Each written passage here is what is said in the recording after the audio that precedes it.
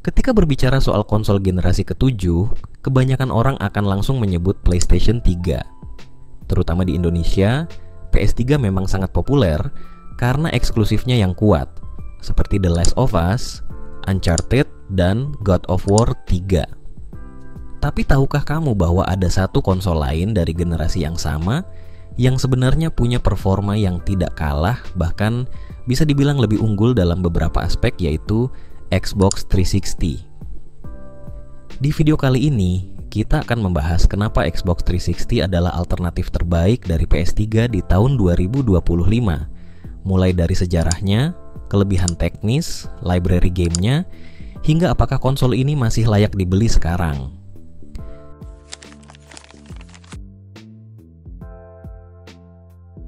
Xbox 360 pertama kali dirilis oleh Microsoft pada tahun 2005, 1 tahun lebih dulu dari PlayStation 3. Peluncuran yang lebih awal ini memberi Microsoft keunggulan untuk merebut hati para developer game dan gamer core. Saat itu, Sony masih sibuk menyiapkan sel prosesor yang kompleks, sementara Microsoft menawarkan hardware yang lebih mudah dipahami dan diprogram oleh para pengembang. Akibatnya, banyak game multiplatform generasi itu seperti GTA 4, Red Dead Redemption, dan Call of Duty justru tampil lebih baik di Xbox 360. Konsol ini juga memperkenalkan Xbox Live yang pada masanya adalah layanan online gaming paling stabil dan komprehensif, jauh lebih unggul daripada PlayStation Network saat itu.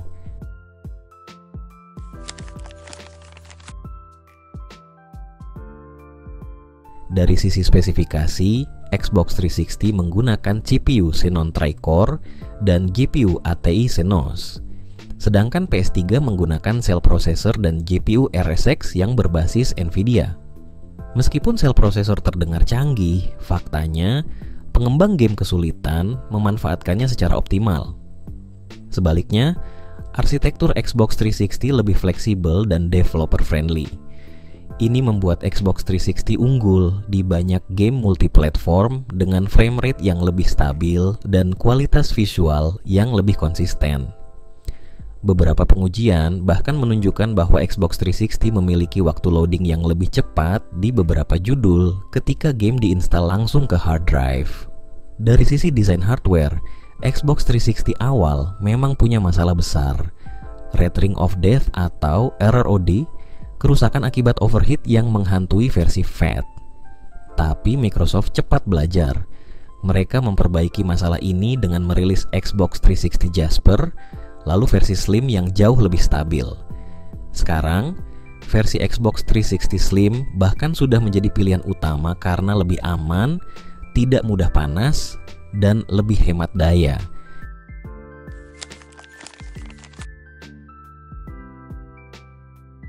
Xbox 360 Slim bekas bisa kamu temukan di marketplace seperti Tokopedia, Shopee, hingga grup Facebook dengan harga mulai dari Rp400.000 untuk versi kosong tanpa hard disk dan stick hingga sekitar Rp900.000 untuk paket lengkap dengan stick, hard disk, dan game.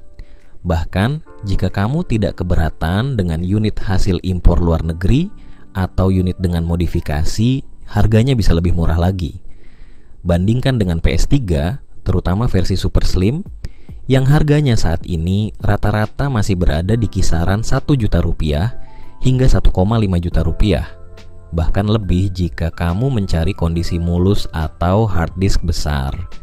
Selain itu, spare part PS3 juga cenderung lebih mahal dan terbatas, apalagi jika terjadi kerusakan motherboard atau laser optik.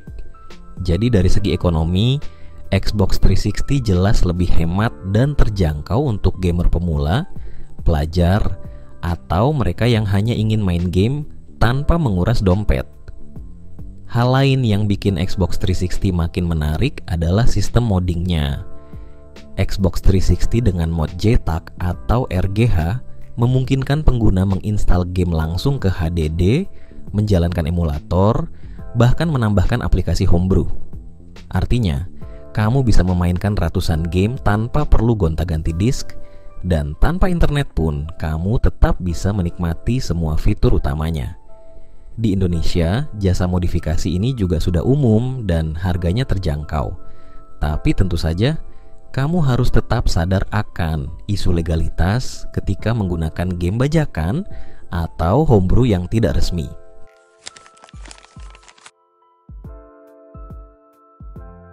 Dari segi library game, Xbox 360 memang kalah dalam hal eksklusif dibanding PS3, apalagi karena PS3 punya seri blockbuster seperti Uncharted, The Last of Us, dan Gran Turismo. Tapi Xbox 360 juga punya game eksklusif yang solid seperti Halo 3, Gears of War, Alan Wake, Forza Motorsport, hingga Fable 2. Banyak dari game ini yang menawarkan gameplay kompetitif dan aksi cepat, cocok untuk gamer yang suka genre shooter, racing, dan action. Selain itu, Xbox 360 juga punya akses ke ribuan game multiplatform yang sebagian besar tetap bisa dinikmati tanpa perlu update. Sangat cocok untuk konsol offline di rumah, seperti GTA 4, Far Cry 3, Skyrim, Mass Effect Trilogy, atau Batman Arkham Series. Visualnya memang tidak setajam PS4 atau PS5, tapi di layar TV 3240 inci, kualitas grafis Xbox 360 masih sangat layak.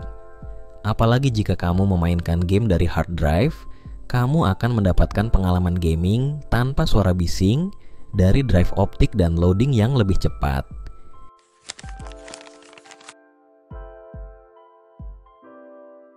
Kesimpulannya, apakah Xbox 360 masih layak dibeli di tahun 2025?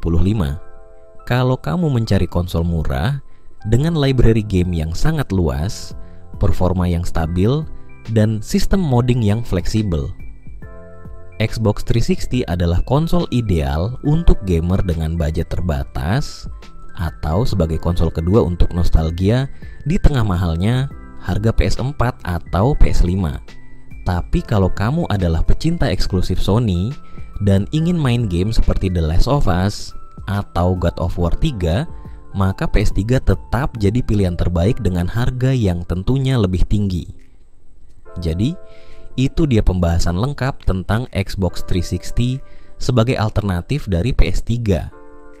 Kalau kamu punya pengalaman dengan Xbox 360 atau baru pertama kali tertarik beli setelah nonton video ini, jangan lupa tulis di kolom komentar ya.